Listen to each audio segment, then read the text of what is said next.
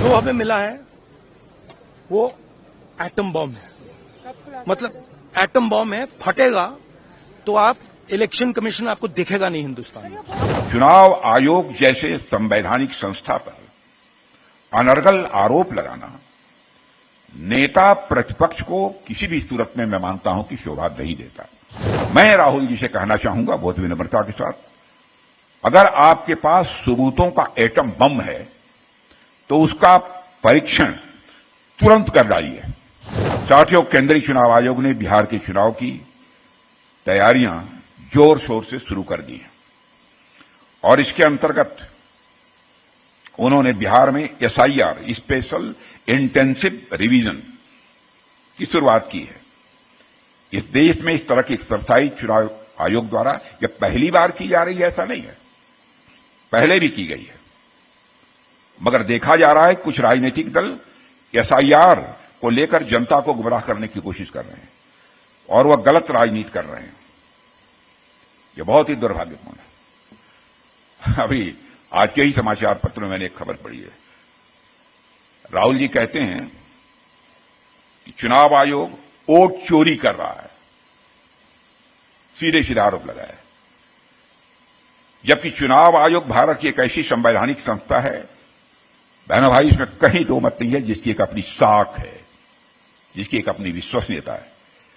चुनाव आयोग जैसे संवैधानिक संस्था पर अनर्गल आरोप लगाना नेता प्रतिपक्ष को किसी भी सूरत में मैं मानता हूं कि शोभा नहीं देता। कांग्रेस पार्टी के हाथों में 1975 में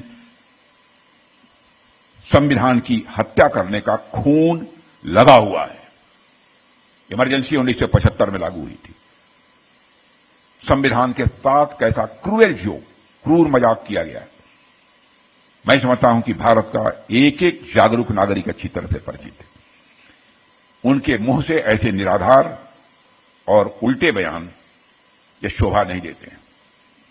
अभी कल भी एसआईआर के मुद्दे पर विपक्ष द्वारा संसद को बाधित किया गया है और कल नेता प्रतिपक्ष ने फिर से एक अनर्गल बयान दिया है और उन्होंने कहा है कि चुनाव आयोग द्वारा वोट चोरी को लेकर उन्होंने सबूतों का एटम बम तैयार किया है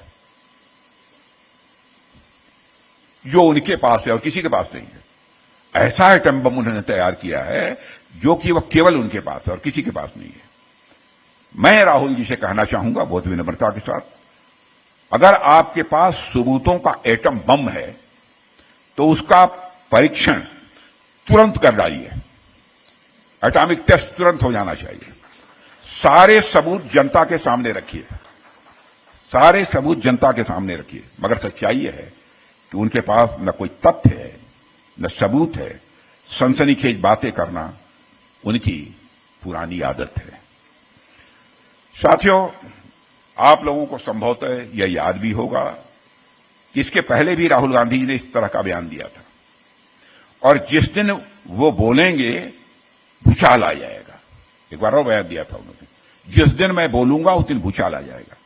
जब वो बोले तो खोदा पहाड़ निकली चूहिया।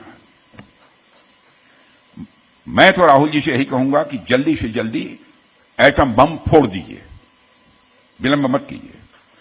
बस अपने आप को संतुलित और सुरक्षित रखिए,